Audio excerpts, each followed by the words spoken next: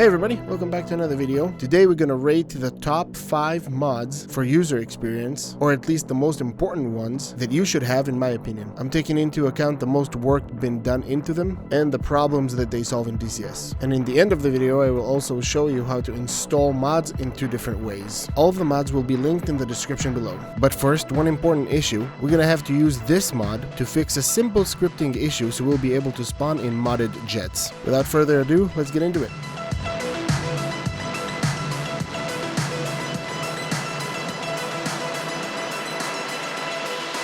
First up, we got Taka's NVG mod.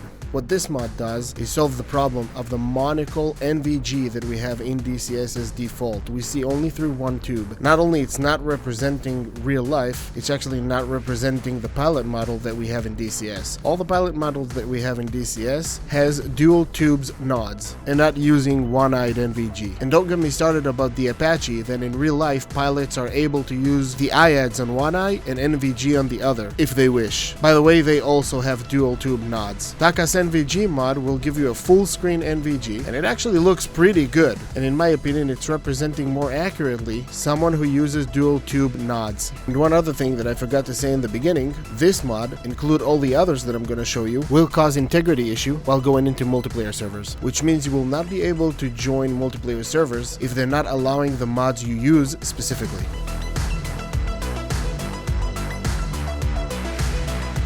At 4th place, we got the F-22 Raptor. Why 4th place, you ask? Because this mod will give you the experience of flying an F-22 not to the fullest. We do know that there is a thrust vectoring F-22 modeled, but yet to be published. Why? I don't know.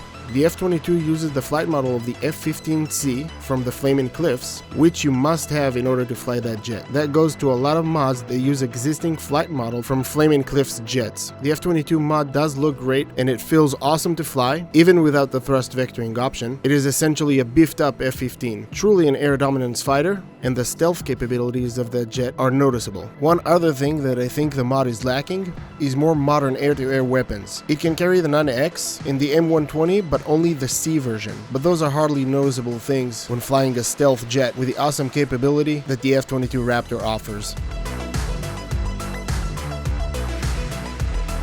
The A4 Skyhawk, one of the most iconic jets in aviation history. I'm putting it right there next to the F4 Phantom. What makes this mod different, that it's one of the oldest mods in existence in DCS, really well tuned, offers awesome air-to-ground capability, and it's a standalone, so you don't need any other jets to fly that thing. So technically speaking, if you're gonna get into DCS, you're gonna get 2 free planes from the game itself, the P-51 and the Su-25, and if you'll download the A4 Skyhawk, you will have 3 free jets. Even the fact that the A4 Skyhawk is a very old jet, it offers something unique while flying it. The experience of flying an older jet from that kind really makes you work for it. It's not difficult or hard to fly it, you just feel like you're more in tune with the machine. And to my understanding, the A4 Skyhawk mod offers a very accurate and similar to real life performance of the real A4 Skyhawk.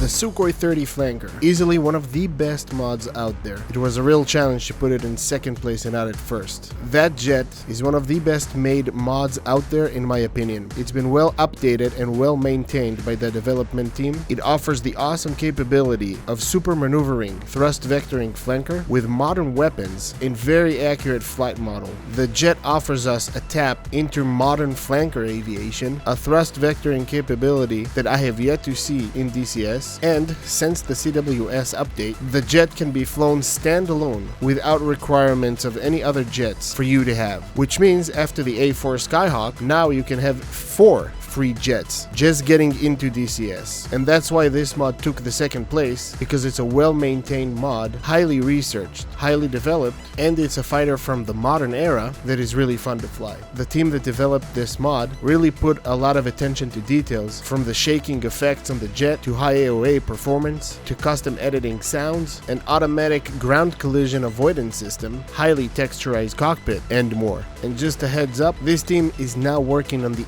Su-35 flanker, which if judging by this mod, I'm fairly sure you will see that in this list as well.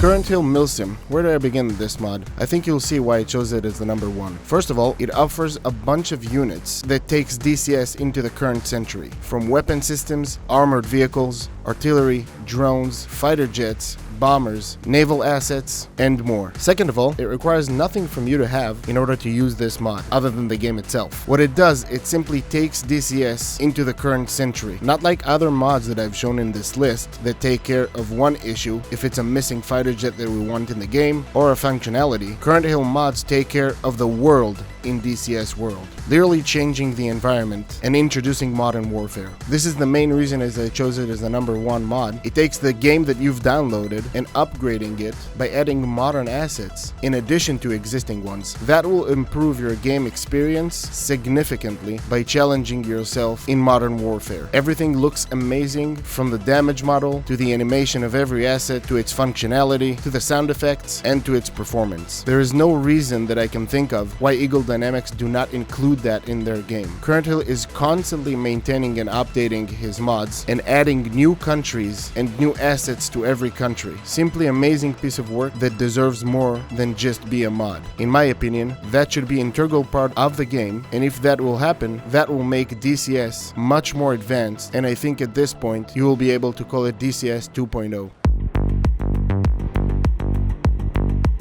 First, open the instruction manual in the link provided. Then, you can go to the download link provided again in the description below. Download the program and extract and install wherever you wish. After that, create a shortcut and have that shortcut on your desktop. Right-click on the shortcut, hit Properties, and just leave it open for the moment. Then, open the drive of which you installed DCS, Program Files, Eagle Dynamics, DCS World Open Beta. Now create new file in this location named _mods, all capital letters. After that, copy the address of DCS World Open Beta location, go back to JSegme properties which we left open before, and paste at the Start In tab. Don't forget to put quotation marks on each side of the line. Go back to the manual that we opened in the beginning, start JSegme, then you'll get this window where you will make sure the file designated in JSegme is matching the file that we created initially, _mods. Now let's install a mod. Remember the mod that I showed you in the beginning that we must have in order to fly modded jets? After downloading that from the link provided in the description, extract that into the file that we made, _mods, where our DCS is installed, and we're just gonna drag the mod in there. After that, you'll be able to open JSegme, and then you'll see the mod show up in the left hand side. With the arrow, click to enable it, and with the arrow to the other way, click to unable it. That's it. Not all mods are compatible with mod enabling tools. Make sure to read the mod description, but now I'm going to show you how to install it without a mod enabler. First of all, go to Users, your PC name, Saved Games, DCS Open Beta, and if you're new to DCS, create a file named Mods with capital M. Inside it, create two files, one named Aircraft with capital A, and the other named Tech, all small letters. Jets will go obviously into Aircraft file. Ground assets, like CurrentHill mods, will go into the Tech file. Let's download the Sukhoi 30 directly from the developer Discord, where you can be sure that you are getting the up-to-date version. There are multiple links to download the version that is not standalone, but if you wish to fly the standalone version, click the CWS link right here.